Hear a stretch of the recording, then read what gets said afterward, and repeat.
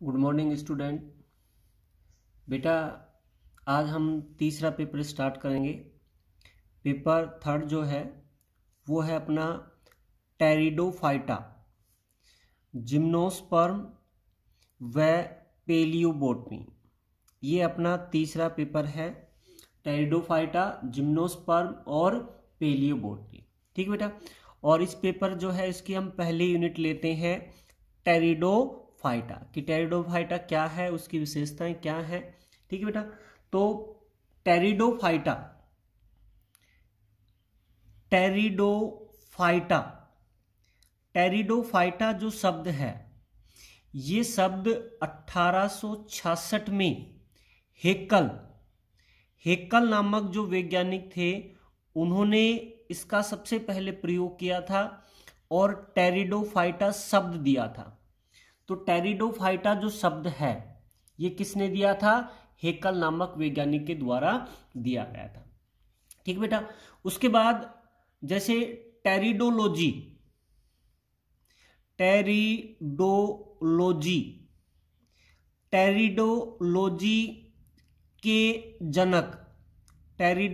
के जनक और भारतीय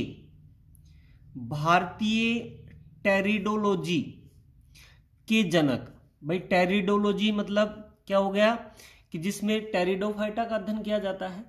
तो टेरिडोलॉजी जो है उसके जनक हैं F.O.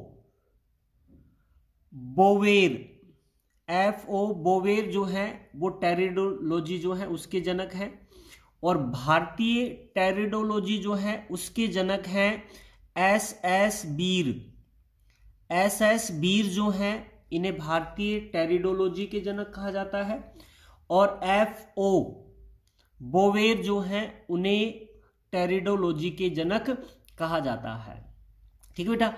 टेरिडोफाइटा जो शब्द है, टेरिडोफाइटा जो शब्द है ये एक ग्रीक शब्द है जो है टेरोन से बना है। और टेरोन का अर्थ होता है पंख। टेरिडोफाइटा जो एक ग्रीक शब्द है जो टेरोन जो है उससे बना है, जिसका अर्थ क्या होता है? पंख होता है। ठीक है। क्योंकि टेरिडोफाइटा के जो पादप होते हैं, ये जो पादप हैं इनकी पंख जो हैं, इनकी पत्तियां जो होती हैं, टेरिडोफाइटा पादप की जो पत्तियां हैं ये पंख के समान होती हैं। और इसी कारण इन पादपों को टेरिडोफाइटा कहा गया, क्योंकि ये पादप ऐसे होते हैं जिनकी पत्तियां जो हैं वो पंख के समान होती हैं। तो ऐसे पादपों को क्या कहा गया? टेरिडोफाइटा। टेरिडोफाइटा एक ग्रीक शब्द है जो टेरोन से बना है, और टेरोन का मतलब होता है पंख, क्योंकि ये जो पादप होते हैं इनकी पत्तियां पंख के समान होती हैं। ठीक बेटा। टेरिडोफाइटा जो है इसकी उत्पत्ति, टेरिडोफाइटा की उत्पत्ति डिवोनियन एरा में मानी जाती है। इनकी उत्पत्ति कब मानी जाती है? महाकल्प डिवोनियन एरा जो है उसमें इसकी उत्पत्ति मानी जाती है, टेरिडोफाइटा की डिवोनियन एरा में। ठीक है बेटा। उसके अलावा टेरिडोफाइटा जो है उसके लिए पैलियोजोइक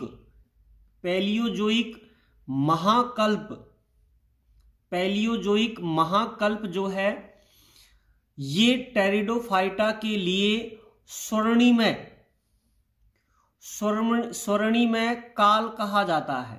ये टेरिडोफाइटा का स्वर्णिमय काल है। कौन सा? पैलियोजोइक महाकल्प। और ये काल जो है ये आज से लगभग 3.5 करोड़ वर्ष पूर्व था। 3.5 करोड़ वर्ष पूर्व कौन सा काल था? पैलियोजोइक महाकल्प, जो टेरिडोफाइटा के जो पादप हैं उनका स्वर्णिमय काल कहा जाता है इसे। ठीक है बेटा, उत्पत्ति कहाँ हुई थी? डिवोनियन एरा में इसकी उत्पत्ति हुई थी। ठीक बेटा, यहां पर हम दो टेरिडोफाइट जो हैं उनकी बात करेंगे। एक तो सबसे बड़ा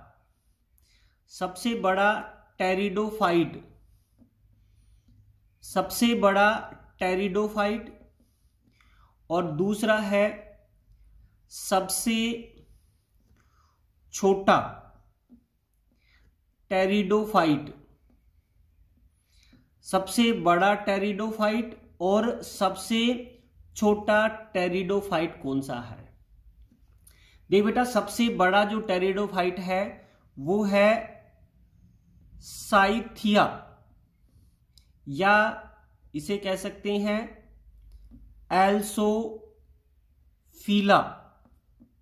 एल्सोफिला या साइथिया, जो सबसे बड़ा टेरिडोफाइट है।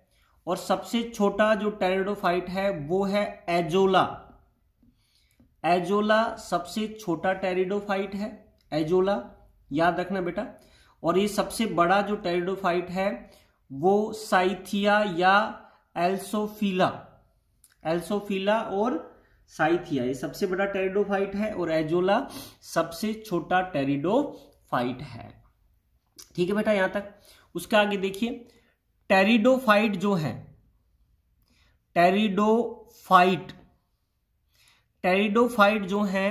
ये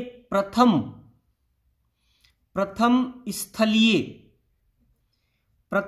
स्थलीय पादप हैं। इन्हें प्रथम स्थलीय पादप माना जाता है। भाई आपने पढ़ा होगा, सबसे पहले थैलोफाइट आता है, फिर ब्रायोफाइट आता है, तो उसके बाद टेरिडोफाइट है। तो टेरिडोफाइट जो हैं इन्हें प्रथम स्थलीय पादप माना जाता है, यानी प्रथम स्थल पर उगने वाले पादप होते हैं टेरिडोफाइट। टेरिडोफाइट जो हैं ये वैस्कुलर क्रिप्टोगेम्स यानी सहवनीय अपुष्पोद्भिद पादप होते हैं, यानी सेवन तंत्र इनमें पाया जाता है लेकिन इनमें पुष्प नहीं होते हैं, इसलिए असहवनीय पुष्पोद्भिद ये कहलाती हैं, क्योंकि इनमें सेवन उत्तक तो उपस्थित होता है लेकिन पुष्प इनमें नहीं बनते हैं। ठीक बेटा, उसके अलावा कुछ जलीय टेरिडोफाइट भी हैं। कुछ टेरिडोफाइट ऐसे हैं जो जलीय आवास में पाए जाते हैं, जैसे एजोला जलीय आवास में पाया जाता है। उसके अलावा साल्विनिया ये भी जलीय है। मार्सिलिया जो है ये भी जलीय है। तो एजोला, साल्विनिया और मार्सिलिया ये कैसे हैं? जलीय टेरिडोफाइट है। ठीक है, कुछ मरुदभिद जो हैं ये भी मरुदभिद आवास में पाए जाते हैं। ठीक बेटा, जैसे सिलीजिनेला जो है ये मरुदभिद आवास में पाया जाता है। उसके अलावा इक्विसीटम जो है ये भी मरुदभिद आवास में पाया जाता है। ठीक है बेटा, तो टेरिडोफाइट है ये सहवनी अपुष्पोद्भिद पादप होते हैं। कुछ जलीय आवास में भी पाए जाते हैं, जैसे एजोला है, साल्विनिया है, मार्सिलिया है। मरुदभिद आवास में जो है वो पाए जाते हैं, एक तो सिलीजिनेला है और इक्विसीटम। ये कहाँ मिलते हैं? मरुदभिद आवास जो है उसमें पाए जाते हैं। ठीक बेटा, ये हो गया टेरिडोफाइटा के बारे में सामान्य जानकारी। ठीक बेटा, इसके बाद टेरिडोफाइट जो है उसमें हम उसके प्रमुख लक्षण जो हैं वो पढ़ते हैं। तो अगला टॉपिक है अपना टेरिडोफाइटा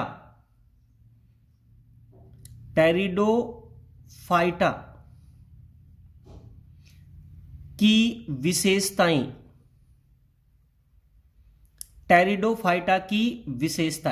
टेरिडोफाइट जो पादप होते हैं उनकी क्या विशेषताएं होती हैं ये हमें देखनी है।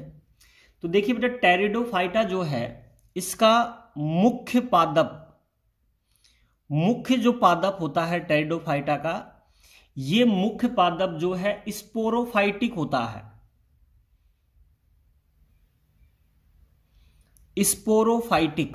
स्पोरोफाइटिक यानी बीजाणुद्भिद होता है। मुख्य जो पादप है वो कैसा होता है? स्पोरोफाइटिक या बीजाणुद्भिद होता है, जिसमें जड़, तना व पत्तियां जो हैं ये स्पष्ट रूप से पाई जाती हैं। स्पष्ट रूप से ये पाई जाती हैं, जड़, तना व पत्ती। और मुख्य पादप कौन सा है? स्पोरोफाइटिक यानी बीजाणुद्भिद होता है। ठीक बेटा, दूसरा इसकी विशेषता जो है वो लेते हैं। तो दूसरी इसकी विशेषता है कि टेरिडोफाइटा जो है उसके सभी अंगों में सहवन तंत्र पाया जाता है। वेस्कुलर सिस्टम जो है ये पाया जाता है। जो आवर्त बीजी यानी एंजियोस्पर्म जो होते हैं उनसे सरल प्रकार का होता है। यानी टेरिडोफाइटा जो पादप है उनके सभी अंगों में सहवन तंत्र पाया जाता है, लेकिन ये सहवन तंत्र आवर्त बीजी एंजियोस्पर्म जो है उससे सरल प्रकार का होता है। ठीक बेटा, तीसरी विशेषताएं जो है उसकी ये है कि इन पौधों में जो जाइलम है, जाइलम जो होता है उसमें वाहिकाएं, जाइलम की वाहिकाएं व फ्लोएम जो है उसमें सहचर कोशिकाएं जो हैं ये अनुपस्थित होती हैं। इनका जो सहवन तंत्र है उस सहवन तंत्र में जाइलम में तो वाहिकाएं वेसल्स और फ्लोएम जो है उसमें सहचर कोशिकाएं अनुपस्थित होती हैं। जाइलम में वाहिकाएं और फ्लोएम में सहचर कोशिकाएं अनुपस्थित होती हैं। टेरिडोफाइटा में सहचर जो कोशिकाएं हैं उनके स्थान पर एल्ब्यूमिनस कोशिकाएं पाई जाती हैं। ये याद रखनी है कि सहचर जो कोशिकाएं हैं टेरिडोफाइटा में अनुपस्थित होती हैं और इनके स्थान पर कौन सी कोशिकाएं मिलती हैं? एल्ब्यूमिनस कोशिकाएं जो हैं ये पाई जाती हैं। ठीक बेटा, नंबर 4 जो है इसकी विशेषता की बात करें तो नंबर 4 में क्या है? जो स्पोरोफाइटिक प्लांट है उसमें लैंगिक जनन पाया जाता है। बीजाणुद्भिद जो पादप होता है उनमें लैंगिक जनन पाया जाता है। लैंगिक जनन अनुपस्थित होता है, सॉरी बेटा, लैंगिक जनन जो है ये अनुपस्थित होता है। किनमें? बीजाणुद्भिद जो पादप है उनमें लैंगिक जनन अनुपस्थित होता है। स्पोरोफाइट जो है उसमें केवल स्पोर बनते हैं। क्या बनते हैं? स्पोर यानी बीजाणु बनते हैं, जिनका निर्माण स्पोरेंजियम जो है उसमें होता है, यानी बीजाणुधानी जो है इसमें होता है। स्पोरोफाइटिक जो प्लांट होता है उसमें लैंगिक जनन क्या है? अनुपस्थित है। इसमें केवल स्पोर बनते हैं और ये स्पोर कहां बनते हैं? स्पोरेंजियम यानी बीजाणुधानी जो है उसमें बनते हैं। स्पोर का जब निर्माण होता है तो इसमें मियोटिक डिवीजन होता है, जिसके कारण ये स्पोर जो हैं ये अगुणित होते हैं। स्पोर कैसे होते हैं? अगुणित होते हैं। स्पोरोफाइटिक बीजाणुद्भिद पादप में लैंगिक जनन अनुपस्थित होता है। इसमें स्पोर बनते हैं और ये स्पोर स्पोरेंजियम बीजाणुधानी में बनते हैं, जिसमें मियोटिक डिवीजन होता है, जिसके कारण ये अगुणित होते हैं। ठीक बेटा, 5वीं विशेषता, जो अगुणित स्पोर होते हैं, ये अगुणित स्पोर जो हैं ये अंकुरित ये अंकुरित होते हैं और अंकुरित होकर गैमेटोफाइटिक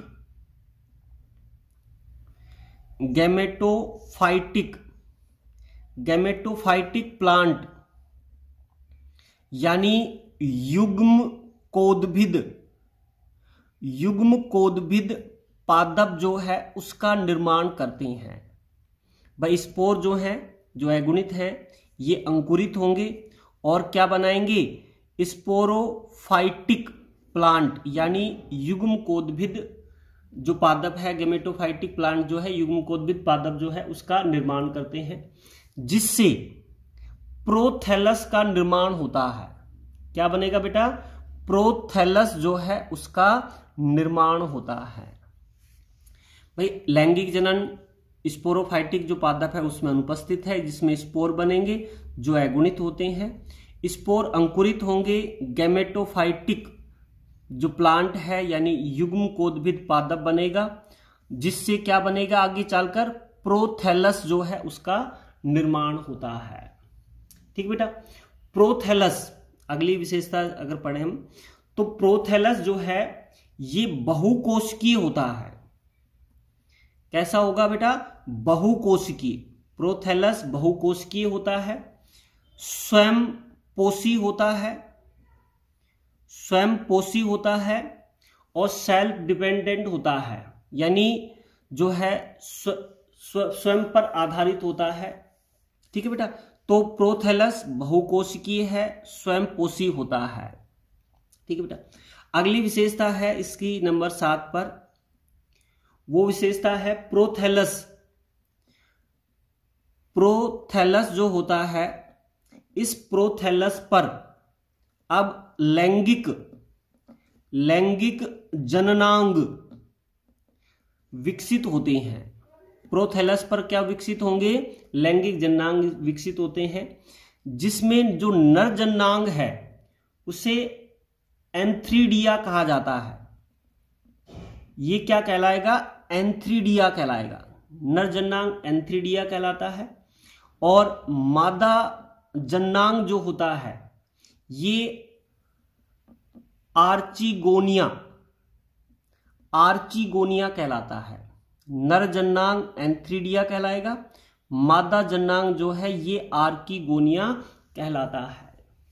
ठीक है भाई, स्पोर हुआ, अंकुरित होने से गैमेटोफाइटिक प्लांट बना, जिससे प्रोथैलस बना। प्रोथैलस जो बहुकोशिकीय स्वयंपोषी है, इस प्रोथैलस पर लैंगिक जननांग विकसित होंगे, जिसमें नर जननांग एंथ्रीडिया कहलाएगा और मादा जननांग जो है ये आर्चिगोनिया कहलाता है। ठीक है बेटा, अब टेरिडोफाइट जो है, अगली विशेषता लेते हैं नंबर 8। टेरिडोफाइटा के जो पादप हैं उनमें निषेचन जो है उसके लिए जल अति आवश्यक होता है। जल जो है ये क्या होता है, अति आवश्यक होता है। टेरिडोफाइट जो पादप हैं उनमें जब निषेचन की क्रिया होती है तो निषेचन की क्रिया के दौरान जो है उन्हें जल की अति आवश्यकता होती है। ये टेरिडोफाइट जो है उनकी विशेषता होती है। ठीक बेटा, आगे देखिए, टेरिडोफाइट जो है, 9वां जो इसका विशेषता है, टेरिडोफाइट जो है उनमें फूल व फल और बीज जो हैं उनका निर्माण नहीं होता है। ना तो फूल बनते हैं और ना ही इनमें बीज बनते हैं, अतः इन्हें पुष्प रहित पादप या इन्हें बीज रहित पादप कहा जाता है।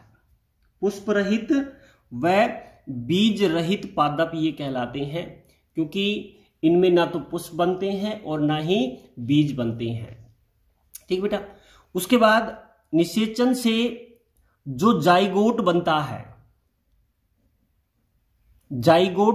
है, ये जाइगोट स्पोरोफाइटिक प्लांट को निर्मित करता है।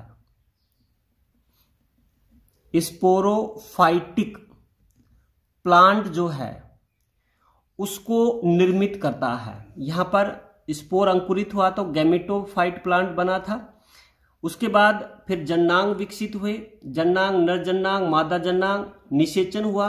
निषेचन होने से जो जाइगोट बना, और जाइगोट जो है ये आगे चलकर किसका निर्माण करता है, स्पोरोफाइटिक जो प्लांट है, बीजाणुद्भिद पादप जो है वो उसका निर्माण करता है। ठीक है बेटा। अगला जो इसकी विशेषता है वो है टेरिडोफाइटा का जीवन चक्र जो होता है, उस जीवन चक्र में स्पष्ट पीडी एकांतरण पाया जाता है। क्या मिलता है बेटा, स्पष्ट पीडी एकांतरण मिलता है, जिसकी मुख्य पीडी है, मुख्य पीडी जो होती है वो मुख्य पीडी स्पोरोफाइटिक होती है।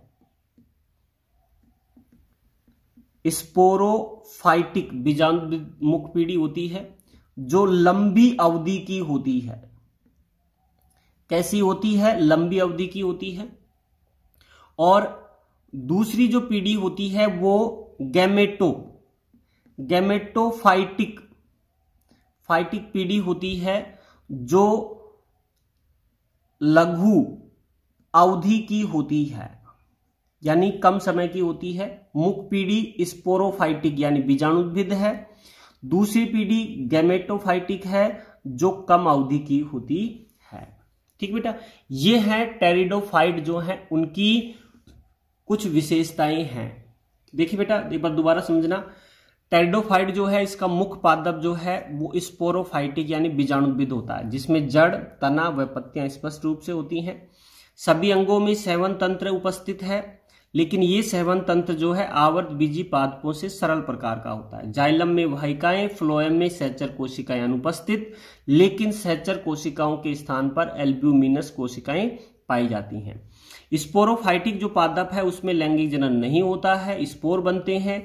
स्पोरगोनियम जो है बीजाणुधानी में बनेंगे, जिसमें मायोटिक जो डिवीजन होने के कारण ये स्पोर अगुणित होते हैं। स्पोर जब अंकुरित होंगे तो गैमेटोफाइटिक प्लांट जो है उसका निर्माण होगा, जो प्रोथैलस का निर्माण करेगा। प्रोथैलस बहुकोशिकीय स्वयंपोषी होगा। प्रोथैलस पर ही अब लैंगिक जननांग विकसित होंगे। नर जननांग एंथ्रीडिया जो है ये कहलाएगा, और मादा जननांग जो है ये आर्किगोनिया कहलाता है। निषेचन के लिए जल आवश्यक होगा। फूल और बीज जो है उसका निर्माण नहीं होता है इनमें, अतः पुष्प रहित और बीज रहित पादप होते हैं ये।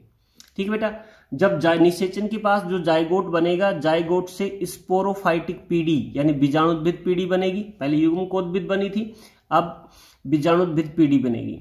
इनमें जीवन चक्र स्पष्ट रूप से पीढ़ी एकांतरण मिलता है। इनमें मुख्य पीढ़ी स्पोरोफाइटिक यानी बीजाणुद्भिद पीढ़ी होती है जो लंबी अवधि की होती है, और दूसरी पीढ़ी जो है वो गैमेटोफाइटिक पीढ़ी होती है जो कम अवधि की या लघु अवधि की होती है। तो ये हो गया बेटा टेरिडोफाइटा के बारे में समान जानकारी और उसकी विशेषताएं। आज के लिए इतना ही। Thank you.